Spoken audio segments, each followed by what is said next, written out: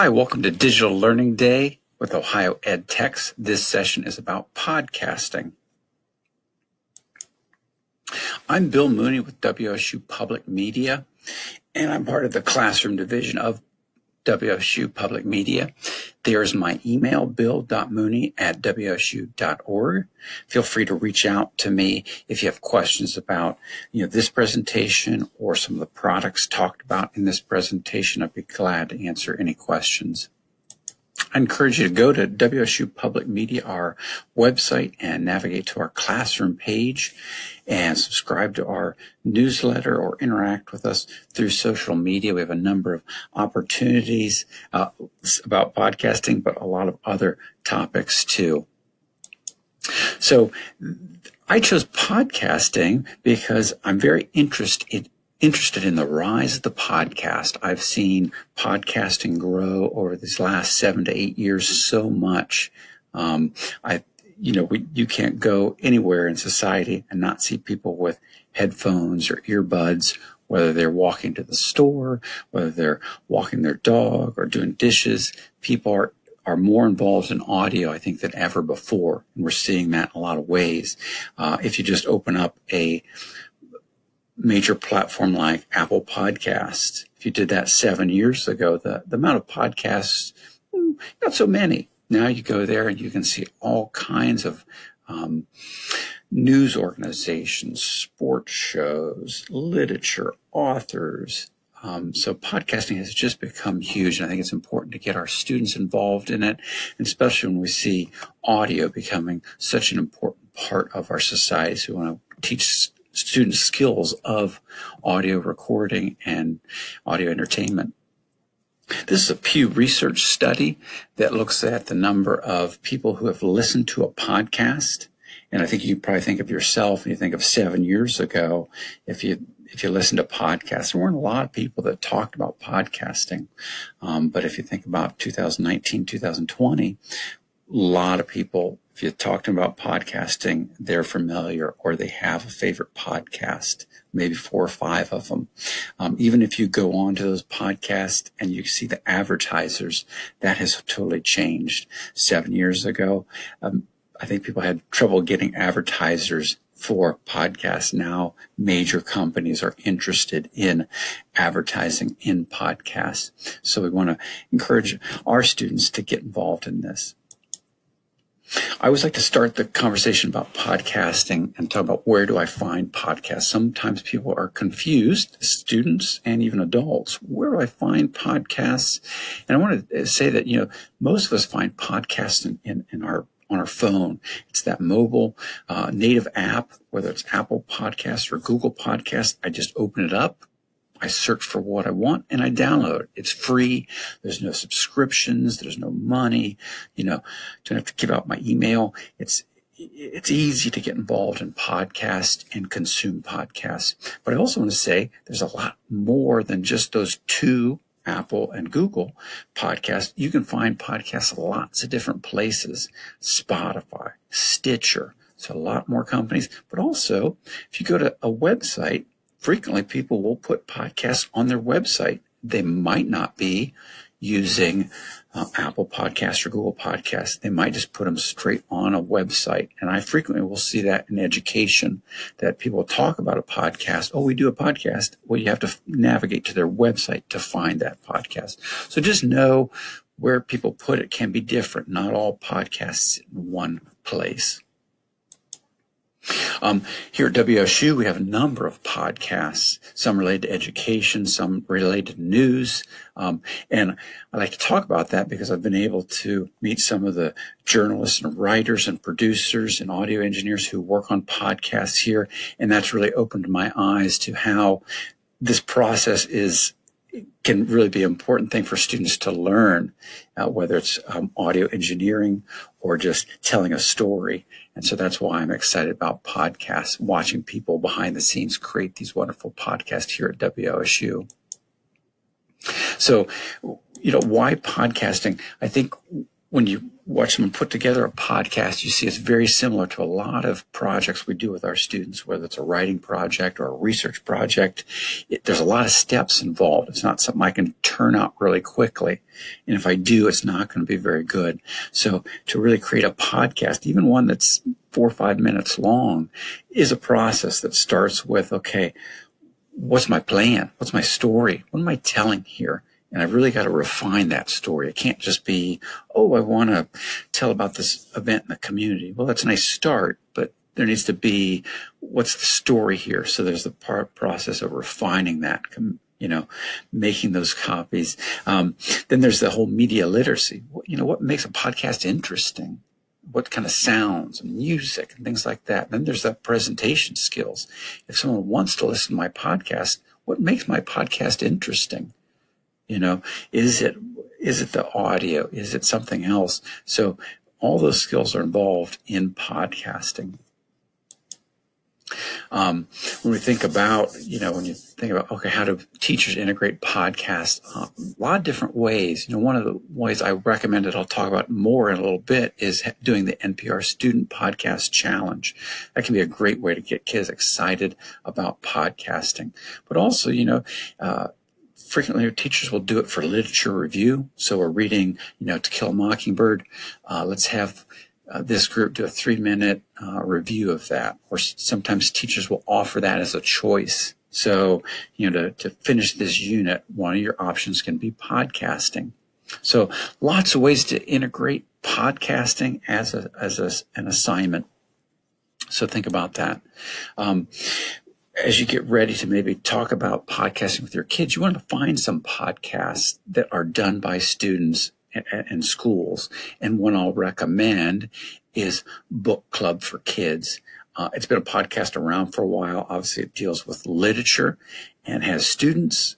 Frequently, they interview authors. I'll quickly navigate out of this presentation and let me go to that website. So Book Club for Kids is a website. You have a number of episodes. Here's an example of an episode. It's episode 102. So if I wanted to listen to this episode, I can do it right from this website. Don't have to have a mobile phone. I could do that. If I did have some kind of service, this podcast does publish to these services. Again, all this is free. But if you had, Apple Podcasts, you can find them there. So that's just, again, an example of how you can find these podcasts lots of places. So that's a good one. If you're looking for other examples of podcasts, I always recommend, if you know of, I navigated away. Let me go back. Let me go back to my presentation here. So I recommend that there's Jennifer Gonzalez has a blog, and she also has a social media platform. She does great posts about technology integration. A couple of years ago, she did one about 8 podcasts for kids to listen to. So quality podcasts created by students, everything from science to literature. And the 8 that she recommends on there are good listens because it gives you an idea of what students can do. Some of them are shorter, some of them are a little longer, but that's a great place to find some examples of some student podcasts. I'm going to pause here a second, and for those people who are looking for certification, filling out the form for certification and need the code for this session, it is PDP 13. So getting started with podcasting in your classroom, as I said before, I think a great way, and I've seen this done here locally in Central Ohio, is teachers will say, let's do the Student Podcast Challenge done by NPR. It's done between January. You can submit your podcast between January and March. You want to go to the website to see the official rules, but it's for students in 5th through 12th grade. And it's meant to be a shorter podcast. I think it's somewhere between maybe 3 and 12 minutes.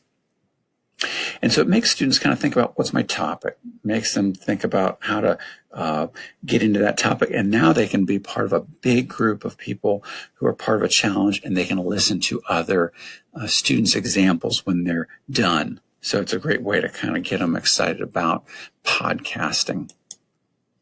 One of the first things you do if you do want to get students involved in podcasting is you want to have them listen to a number of podcasts and have them write down the elements of a podcast. One thing we do notice from data is that podcasts tend to be listened to by people 25 and older. It's not so much for younger people don't listen to podcasts, so you want to make sure they understand, what is a podcast? What are the different elements of music and how many people talk and what do they like? What do we dislike about this podcast? So have them listen to. That's an important first step. Second step is finding that voice or that topic and exploring that topic and finding that where's my real story lie in here? Because frequently students have big topics, which we all do. I want to choose this big topic. But then as you start down that road, you say, ooh, this is kind of interesting, and your focus changes. And so that's important to allow students that time to find that focus and find that story. And that can be, maybe they get lucky in a couple class sessions, they find that topic. Sometimes that can take a week to a month to find that topic and flush it out. I always like to say that in 2019, the NPR Student Podcast Challenge, a group of students did a podcast called Tater Tots. And I bring that up because it sounds, why would I care? But when you listen to it, they did a great job of talking about the cafeteria, serving tater tots every day, what the students disliked about that. They even interviewed someone from Ore-Ida about tater tots, and it made for a really kind of entertaining topic, even though it seems so simple. So that's something to think about, is sometimes those simple topics are better than a big, broad topic. So once the students start to have an idea, they need to start collecting that audio, and that can be sounds. So if they're doing something about maybe football and they want to take some sounds of a football practice, or they're doing something about the choir, so they need those sounds, or it's interviews, so they have to start collecting those sounds. And that's an important part of this, is just collecting those sounds. And the question usually comes up with is, well, how am I going to collect these sounds? I'm going to need something special, big microphones and equipment. Everyone that I've worked with and talked to said, no, keep it simple. Most of us have phones. Use that phone to record interviews. Use that phone to record sounds. If I'm at a stadium and I need those sounds, use that phone. Don't get involved in major equipment yet. If you don't have a phone, laptops and computers all have equipment that records sound. So keep it simple. And along those lines, I always like to show this picture. This is a pillow fort created by one of the NPR news correspondents. He frequently has to submit audio reports on the road, and he says, I do it a lot of times from a hotel room, and I want to create that kind of nice sound, almost like I'm in a studio, but I'm in a hotel room. So I create a pillow fort to kind of muffle that sound, and I think it's a great example of what do you have around you. Keep it simple and work with that, because it'll probably be just fine. So on those mobile phones, every mobile phone has a native app for voice memos, voice recordings, and that is what most journalists will tell you. Use that. Just get that out and record. You might need to hold that mic or that phone up to someone pretty close to get a good sound, but that's okay. Again, it's in our pocket. It's ready to go. Once they've collected a lot of sound, then it's time to start thinking about creating that script. And so you can create your own script. You can find some templates for scripts out online, or just have students start to write down, okay, how long is this going to be? Is there going to be music? How many people are going to talk? So they need to start planning that. Now that they've got some sound, let's talk about layering that sound and how long is this going to be. Then you get into, once we've got some sound, we want to layer that sound. We start talking about a process that can be intimidating, and that is, what kind of software should I use to create this podcast? Here are two popular products. Audacity, a free download to any computer, pretty easy to use. I can layer sound, create that podcast. GarageBand, a lot of us are familiar with. If you have any kind of iPhone, iOS device, has GarageBand. Kids like to work with GarageBand. One of the nice pieces about it is it does come with loops that can add music to your podcast very easily. So that's nice.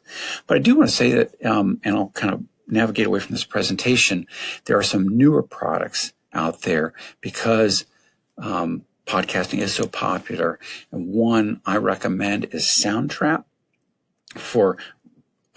You can record in Soundtrap, but really it's an editing software. So let me kind of quickly go back to the web, and I'm gonna go to Soundtrap. Here's a Soundtrap file that I'm working with. You can see that I've got kind of 4 different sounds. One is a marching band, one is a crowd, one is my microphone. So I can layer this sound. I can use Soundtrap as I said, on a Chromebook, which is nice. It's web-based. It does have educational pricing. It is free to a certain level, so you want to try it out. But what's nice is I can also collaborate with another person on this file, so we can share this almost like a Google Doc. And then I can create my podcast right here in my finished product. So that's pretty nice. I think students can work with this. They'll need a little time to play around with it. Maybe, it can be maybe half hour, but once they've kind of got some basics, they can really take off with this. I should also mention there is a product that a lot of education podcasters talk about, and I'll navigate to that, and that's Anchor. It is another piece of software. What's the real advantage of Anchor is it also has some pricing for education, has that educational market. But what's nice is it's kind of a one-stop shop in terms of I can put it on my computer, I can put it on my cell phone or my tablet, free to download. But I can record sounds here, I can do a little editing, and I can most importantly publish. So I can actually send something out from Anchor and put it out to Apple Podcasts, Google Podcasts, Stitcher. So if that is something of interest to you, you want your students to publish it to a wider audience, you want to look at Anchor, because the other products I talked about, GarageBand, Audacity, SoundSnap, those, they don't really have that publishing end. So Anchor does have that publishing end. So I talked there about Soundtrap, Anchor, and I'll just say again, think about, I got away from my presentation there. Think about when you are having kids podcast, where is this final published podcast going to sit? If I am interested in a big audience, like I do want it on a major platform, then maybe think about Anchor, something like that. If I'm just thinking about putting it on a website, then I don't really need to do that. If it's just going to sit, again, on the school website or a teacher's page or a student's page, then maybe think about, what kind of software I might need for that. I will encourage, as we get to the end of this presentation, just jump in and create. You're going to hit some snags, and there's going to be some little hurdles you'll have to go through, but it's going to be rewarding at the end to have students just create a podcast and see what you can do. So thanks again for joining me. Again, there's my email, bill.mooney@wsu.org. Feel free to reach out to me if you have any questions. Thank you very much.